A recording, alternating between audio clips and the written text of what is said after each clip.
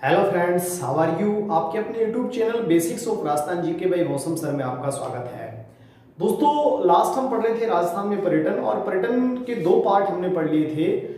आज इस चैप्टर को हम समाप्त कर देते हैं। लास्ट पार्ट हम देख रहे हैं राजस्थान के पर्यटन का, पार्ट थर्ड। देखो, लास्ट मैंने आपसे बात की थी कि भाई पर्यटन जो है, इससे रिलेटेड आईटीडीसी जो है, इसने राजस्थान में पर्यटन को डेवलप करने के लिए संपूर्ण राजस्थान के पर्यटक स्थलों को 10 पार्ट में क्या किया था, 10 परिपथों में डिवाइड किया था। इसी क्रम में मैं आगे आपसे बात कर रहा हूं। देखो, राजस्थान सरकार द्वारा पर्यटन के क्षेत्र को विकसित करने के लिए बहुत सारी योजनाएं राजस्थान सरकार द्वारा चलाई गई, कुछ योजनाएं केंद्र सरकार के द्वारा चलाई गई। तो आगे जो मैं इस टॉपिक में आपसे बात करने जा रहा हूं वो है पर्यटन से संबंधित प्रमुख योजनाएं या पर्यटन के विकास से संबंधित प्रमुख योजनाएं। तो हम नेक्स्ट देखने जा रहे हैं। अगला जो हम पढ़ने जा रहे हैं वो है पर्यटन के विकास से संबंधित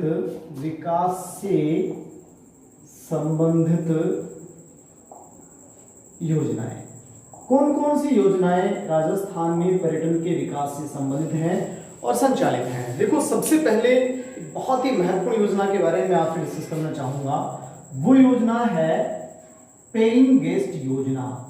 पेइंग गेस्ट योजना, देखो बहुत ही महत्वपूर्ण योजना है। पेइंग गेस्ट योजना जो है, इसकी शुरुआत जो हुई राजस्थान में वो 1991 में हुई। 1991 में पेइंग गेस्ट योजना की शुरुआत हुई। पेइंग गेस्ट का तात्पर्य देखो, आप लोगों ने देखा होगा, सुना होगा, पीजी में रहना। अपने आप में पीजी का तात्पर्य है कि आप कहीं पर भी रूम वगैरह जो है रेंट पर लेकर रहते हैं, और जिस परिवार में, जिस फैमिली में आप रहते हैं, वहाँ आप रूम रेंट के साथ साथ खाने के भी पैसे देते हैं। तो वो अपना आप में पीजी का, उसको हम बोलते हैं पीजी में रहना, मतलब खाने का और रहने का पूरा एक साथ खर्चा। तो पेइंग गेस्ट मतलब गेस्ट की तरह रहते हैं, लेकिन वो क्या करते हैं, पेड करते हैं, पैसे देते हैं। तो पेइंग गेस्ट योजना जो है, इसका तात्पर्य है घर से बाहर जो पर्यटक हैं, चूंकि हम जानते हैं पीजी में जब स्टूडेंट रहता है तो परिवार की तरह रहता है, बट वो क्या करता है, पैसे पेड करता है। तो घर से बाहर उसको घर की सी अनुभूति फील होती है। ऐसे ही जितने भी पर्यटक हैं, उन पर्यटकों को, चूंकि बाहर से आए हुए जो पर्यटक हैं, उन पर्यटकों को घर से बाहर घर जैसी अनुभूति देने के लिए या अनुभूति प्रदान करने के लिए योजना चलाई गई। कौन सी? पेइंग गेस्ट योजना। इसका तात्पर्य, इसका प्रमुख उद्देश्य हम देखते हैं तो पर्यटकों को घर से बाहर घर जैसी अनुभूति कराना। तो ये इस योजना का क्या है, प्रमुख उद्देश्य। पर्यटकों को घर से बाहर घर की सी अनुभूति कराना, पूरी प्रोटेक्शन उनको देना। वो कौन सी योजना है? पेइंग गेस्ट योजना। इसके अलावा नेक्स्ट मैं बात करता हूं, अगली जो योजना है वो है एडॉप्ट ए मॉन्यूमेंट योजना। कौन सी योजना? एडॉप्ट ए मॉन्यूमेंट योजना। ये सन 2000 में चलाई गई। देखो, इस योजना के तहत एडॉप्ट का मतलब गोद ले लेना। किसको? किसी भी पर्यटक स्थल को।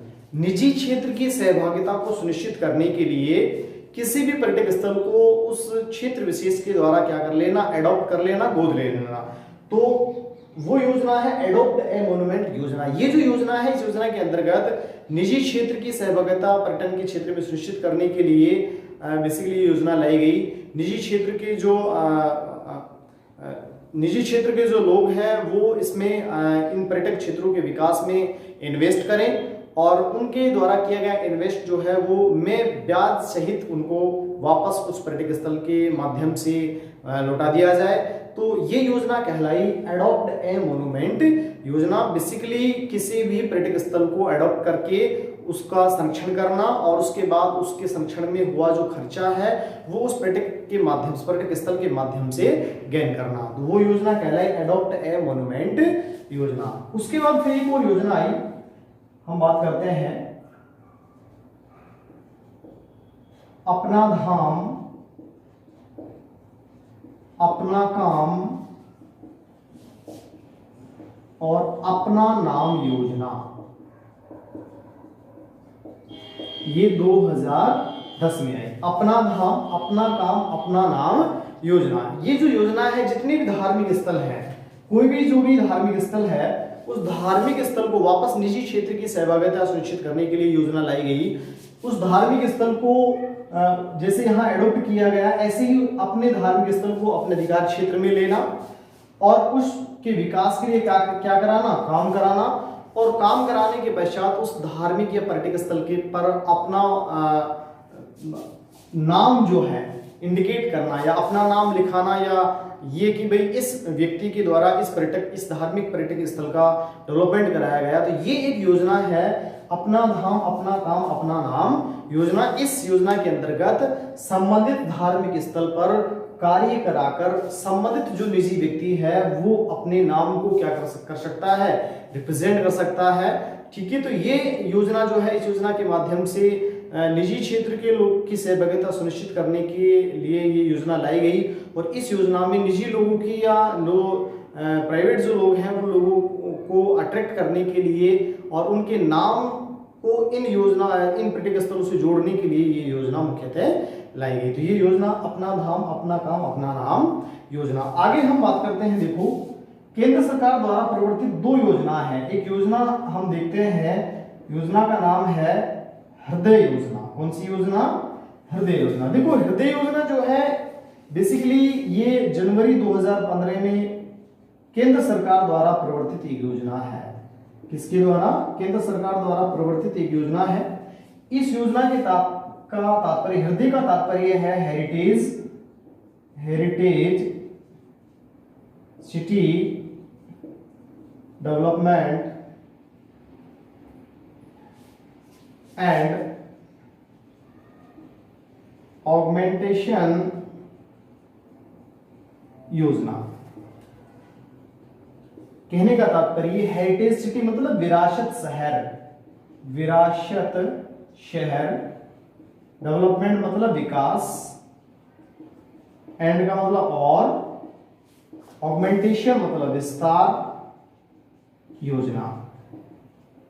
ये एक योजना केंद्र सरकार द्वारा लाई गई। बेसिकली विरासत शहर विकास और विस्तार योजना जो है, इस योजना के अंतर्गत राजस्थान का जो जिला शामिल किया गया, जो शहर शामिल किया गया, वो शहर था अजमेर। कौन सा? अजमेर। और दूसरा जो शहर था वो था जयपुर। अजमेर और जयपुर 2 शहर प्रारंभिक तौर पर इस योजना के लिए भारत सरकार द्वारा राजस्थान के इन 2 शहरों को नोमिनेट किया गया, लेकिन बाद में संशोधित करके पहले प्राइमरी तौर पर इसमें अजमेर को ही रखा, जयपुर को इसमें से हटा दिया गया, क्योंकि स्टार्टिंग में जो प्रारंभिक जो शहर थे उनमें दोनों को शामिल किया गया, लेकिन कुछ समय पश्चात जयपुर को हटाकर ओनली किसको रखा गया? अजमेर को रखा गया। तो ये योजना थी हृदय योजना, केंद्र सरकार द्वारा प्रवर्तित योजना है। हृदय का तात्पर्य heritage city development and augmentation योजना, विरासत शहर विकास और विस्तार योजना। इसी के साथ साथ एक और योजना की मैं आपसे बात करता हूं, वो कहलाती है प्रासाद योजना। प्रासाद योजना। देखो प्रासाद योजना जो है, इसका तात्पर्य है पिलिग्रिम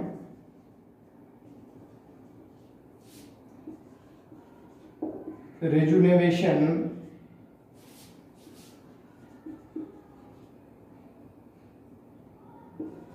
एंड स्पिरिचुअल ऑगमेंटेशन योजना। कहने का तात्पर्य प्रासाद योजना का संबंध पूर्णतः आध्यात्मिक पर्यटक स्थलों से था। किससे? ये भी 2015 में, मार्च 2015 में केंद्र सरकार द्वारा चलाई गई, केंद्र सरकार द्वारा प्रवर्तित योजना है। कौन सी योजना? प्रासाद योजना। बेसिकली इस योजना का प्रमुख उद्देश्य संपूर्ण भारतवर्ष के जितने भी आध्यात्मिक या धार्मिक पर्यटक स्थल हैं, जैसे वाराणसी है, मथुरा है, ये बड़े बड़े शहर जो हैं, इसके अलावा राजस्थान का एक शहर में वापस बात करता हूं, अजमेर। कौन सा शहर? राजस्थान का अजमेर शहर। हम जानते हैं अजमेर शहर भी धार्मिक दृष्टि से, आध्यात्मिक दृष्टि से बहुत महत्वपूर्ण शहर है, बहुत महत्वपूर्ण धार्मिक पर्यटक स्थल वहाँ मौजूद है। तो इस योजना के अंतर्गत भी देश के कुल 12 शहरों को चुना गया और उन 12 शहरों में हमारे राजस्थान का एकमात्र शहर था अजमेर। आगे देखो एक और योजना मैं बात करता हूं, दीनदयाल वरिष्ठ नागरिक हवाई तीर्थ यात्रा योजना। ये जो योजना है ये राजस्थान सरकार द्वारा 2017 में चलाई गई। बेसिकली इस योजना के अंतर्गत 65 वर्ष से अधिक उम्र के, 65 वर्ष से अधिक आयु के जो लोग हैं उनमें से 30 लोगों को प्रतिवर्ष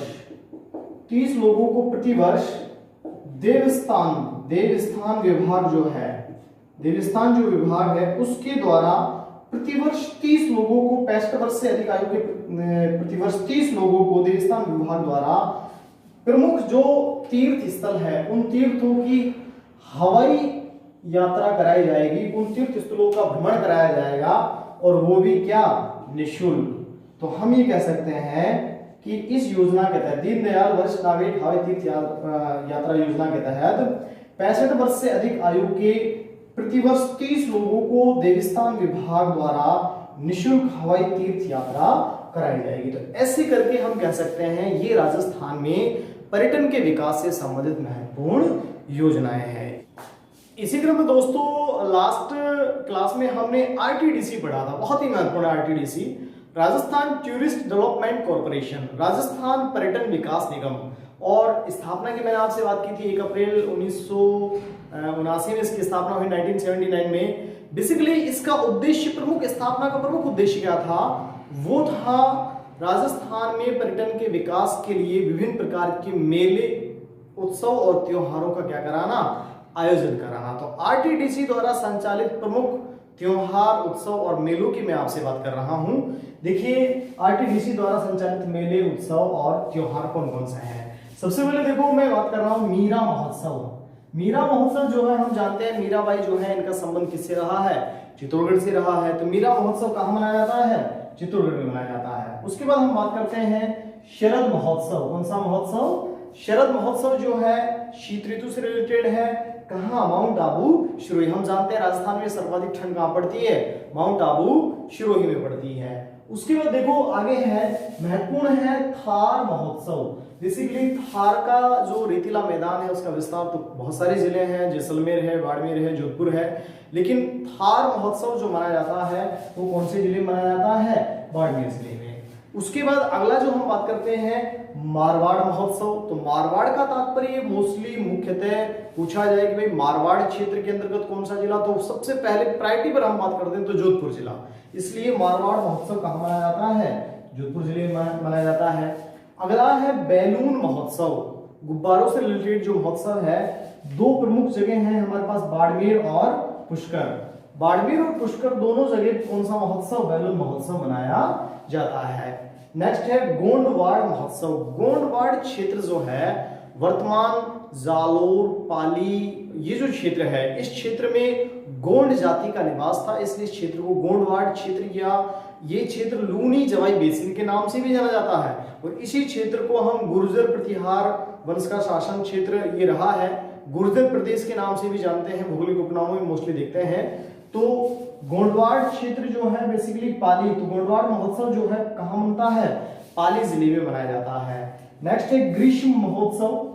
देखो सर्दी वाला महोत्सव जो है वो भी माउंट आबू में, और ग्रीष्म महोत्सव जो है वो भी कहाँ, माउंट आबू में। लेकिन बहुत ही महत्वपूर्ण बात हम करने जा रहे हैं समर महोत्सव। समर का तात्पर्य भी ग्रीष्म ही होता है, ठीक है।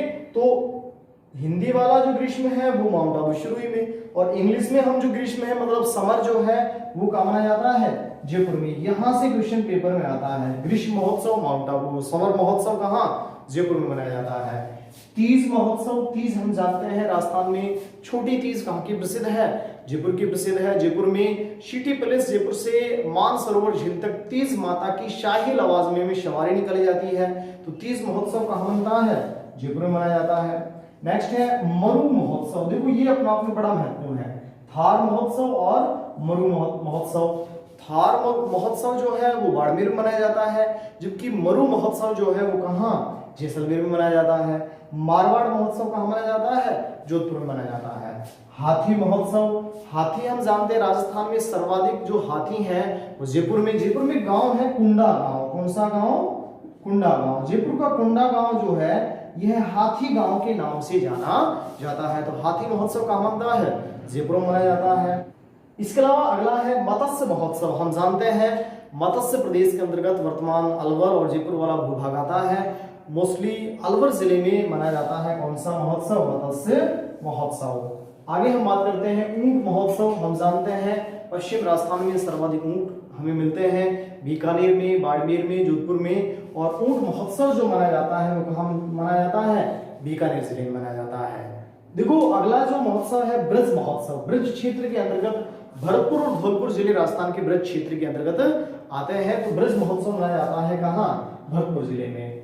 नेक्स्ट है पतंग महोत्सव। देखो जहां तक पतंग महोत्सव की बात की जाती है तो दो जिले हैं, जैसलमेर और जयपुर। जैसलमेर और जयपुर दोनों जिलों में, जैसे हमने बैलून महोत्सव की बात की थी बाड़मेर और पुष्कर अजमेर में, ऐसे पतंग महोत्सव की बात करते हैं जैसलमेर और जयपुर जिलों में मनाया जाता है। नेक्स्ट है मेवाड़। मेवाड़ हम जानते हैं मेवाड़ मोस्टली उदयपुर को बोलते हैं, इसलिए उदयपुर में मेवाड़ महोत्सव मनाया जाता है। मानसून महोत्सव। मानसून महोत्सव जो है वो राजस्थान के कौन से जिले में, जयपुर जिले में मनाया जाता है। इसी क्रम में आगे देखो बहुत ही महत्वपूर्ण एडवेंचर स्पोर्ट्स। एडवेंचर स्पोर्ट्स का तात्पर्य है साहसिक खेल, बेसिकली ऐसे खेल जिनमें बड़ी रिस्क रहती है। तो इस प्रकार के विभिन्न प्रकार के कलात्मक जो खेल हैं उनका रिप्रेजेंटेशन जिस महोत्सव में होता है वो महोत्सव कहलाता है एडवेंचर महोत्सव। और ये मनाया जाता है कहाँ, कोटा जिले में मनाया जाता है। उसके अलावा देखो कुछ मेले हैं, जैसे एक मेला है सिंदरू मेला, पाली में आरटीडीसी के द्वारा संचालित होता है। खांगड़ी मेला ये भी पाली में संचालित होता है। गणगौर मेला जो है जयपुर में संचालित किया जाता है। और बेणेश्वर धाम का जो मेला है बेसिकली आदिवासियों का कुंभ कहलाता है, डूंगरपुर जिले में लगता है। और इस मेले का संचालन भी आरटीडीसी के द्वारा ही किया जाता है। तो ये राजस्थान में पर्यटन के विकास को लेकर के आरटीडीसी द्वारा संचालित मेले, त्योहार और उत्सव थे। इसी क्रम में दोस्तों पर्यटन से संबंधित कुछ अन्य महत्वपूर्ण तथ्यों की मैं आपसे और बात करने जा रहा हूं।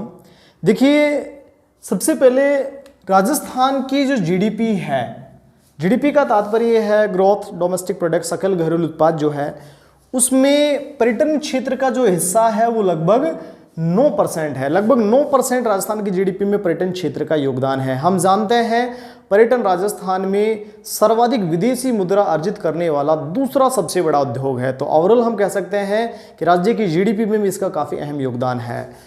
देखो राजस्थान में टूरिस्ट कन्वेंशन सेंटर, राजस्थान में टूरिस्ट कन्वेंशन सेंटर की जो स्थापना की गई वो कहाँ की गई, जोधपुर जिले में की गई। कहाँ की गई, जोधपुर जिले में टूरिस्ट कन्वेंशन सेंटर की स्थापना की गई। देखो अगला जो महत्वपूर्ण तथ्य है वो है एक संस्थान है सेट, CETT। इसका तात्पर्य centre of excellence for tourist training. देखो ये जो सेट नामक जो संस्थान है इसके लिए राजस्थान सरकार और सिंगापुर, राजस्थान सरकार और सिंगापुर बेसिकली 2015 में जयपुर में एक सम्मेलन हुआ। उस सम्मेलन के दौरान इन दोनों राजस्थान सरकार, जिसको राजस्थान समिट बोलते हैं, उसमें सिंगापुर और राजस्थान सरकार के मध्य एक समझौता हुआ और उस समझौते के तहत 2016 में उदयपुर में सेट नामक टूरिस्ट से रिलेटेड एक संस्था की क्या की गई, स्थापना की गई, जो वर्तमान में मोहनलाल सुखाड़िया जो यूनिवर्सिटी है उस यूनिवर्सिटी में संचालित है। इसी क्रम में देखो अगला महत्वपूर्ण तथ्य है हैंगिंग ब्रिज। हैंगिंग ब्रिज हम जानते हैं चंबल नदी पर झूलता हुआ ब्रिज है। बेसिकली बहुत महत्वपूर्ण स्पॉट है, बहुत महत्वपूर्ण पर्यटक स्थल है राजस्थान का। और हैंगिंग ब्रिज जो है कहाँ स्थापित किया गया, चंबल नदी पर कोटा जिले में स्थापित है। और इसका जो उद्घाटन किया गया 29 अगस्त 2017 को श्री नरेंद्र मोदी जी के द्वारा इसका क्या किया गया, उद्घाटन किया गया। ये जो हैंगिंग ब्रिज है राजस्थान में परिवहन में एक योजना हम पढ़ते हैं स्वर्णिम चतुर्भुज योजना। कौन सी योजना, स्वर्णिम चतुर्भुज योजना। ये जो योजना है इसी योजना का कुछ पार्ट है, या हम ये कह सकते हैं इस योजना के अंतर्गत पूर्व पश्चिम जो कॉरिडोर है, पूर्व से पश्चिम को मिलाने वाला जो कॉरिडोर है, वो कॉरिडोर कहाँ से गुजरता है? इस कोटा के हैंगिंग ब्रिज से ही गुजरता है। तो ये हैंगिंग ब्रिज हुआ हमारा चंबल नदी पर स्थित है, कहाँ? कोटा जिले में। अगला है, देखो ये क्वेश्चन राजस्थान में युद्ध संग्रहालय, आरएस प्री एग्जाम 2015 में क्वेश्चन पूछा गया था कि राजस्थान में युद्ध संग्रहालय कहाँ है, तो वो कहाँ स्थित है? जैसलमेर जिले में स्थित है, जिसकी स्थापना 2015 में की गई। तो युद्ध संग्रहालय जैसलमेर जिला। अगला महत्वपूर्ण तथ्य है राजस्थान में गोविंदगिरी राष्ट्रीय जनजातीय संग्रहालय। चूंकि हम जानते हैं गोविंदगिरी, स्वामी गोविंदगिरी जो है, इनका संबंध भील या भगत आंदोलन से रहा है। भील या भगत आंदोलन के दौरान 17 नवंबर 1913 को मालागढ़ की पहाड़ियों में अंधाधुंध गोलियां चलाए जाने के कारण रियासती लोगों की इन गोलियों के शिकार हुए लगभग 1500 भील। लगभग 1500 भील मानागढ़ की पहाड़ियों में क्या हो गए? शहीद हो गए। अश्विन शुक्ल पूर्णिमा के दिन, अश्विन पूर्णिमा के दिन, प्रतिवर्ष अश्विन पूर्णिमा के दिन वहां विशाल मेला भी लगता है। तो ये संग्रहालय स्थापित किया गया मानागढ़ की पहाड़ियां, मानागढ़ धाम कहाँ? बांसवाड़ा में। इसी क्रम में देखो अगला जो महत्वपूर्ण तथ्य है, देश का पहला tablet guide monument. Tablet guide monument का तात्पर्य यह है कि जब भी आप किसी पर्यटक स्थल पर घूमने के लिए जाते हैं तो आपको टूरिस्ट गाइड मिलता है। टूरिस्ट गाइड जो है आपसे कुछ पैसे लेता है और उसके एवज में आपको उस पर्यटक स्थल की संपूर्ण जानकारियां प्रदान करता है। यहाँ टैबलेट गाइड मॉन्यूमेंट, आपको एक टैबलेट पीसी वहाँ दिया जाएगा और वो टैबलेट पीसी जो है वो आपको संपूर्ण उस पर्यटक स्थल के बारे में जानकारी प्रदान कर देगा। टूरिस्ट गाइड की आवश्यकता नहीं होगी। तो देश का पहला tablet guide monument Jantar Mantar शोर वेधशाला जयपुर है। इसी क्रम में देखो, चूंकि हम जानते हैं पर्यटक स्थल जितने भी हैं, इन पर्यटक स्थलों पर बहुत सारे हॉकर्स, बहुत सारे भिखारी वगैरह बहुत ज़्यादा संख्या में देखने को आपको मिलते हैं और वो पर्यटक बाहरी विदेशी पर्यटकों से बहुत ज़्यादा लूट खसोट करते हैं। ऐसी परिस्थिति में उनकी सुरक्षा को मद्देनजर रखते हुए राजस्थान सरकार ने 1 अगस्त सन 2000 को पर्यटक स्थलों पर पर्यटन पुलिस तैनात की। क्या की? पर्यटक स्थलों पर पर्यटन पुलिस तैनात की, ताकि इन बाहरी विदेशी पर्यटकों को प्रोटेक्शन दी जा सके। ऐसा करने वाला राजस्थान देश का पहला राज्य था। इसके अलावा देखो महत्वपूर्ण, लास्ट हम बात करने जा रहे हैं पर्यटन नीति। सबसे पहले राजस्थान सरकार ने पहली जो पर्यटन नीति की घोषणा की वो 2001 में की। उसके बाद दूसरी जो पर्यटन नीति है वो 2007 में घोषित की गई। आगे चलकर वर्तमान में अगर हम आपसे पूछेंगे भाई वर्तमान में कौन सी पर्यटन नीति लागू है, तो पर्यटन इकाई नीति 5 जून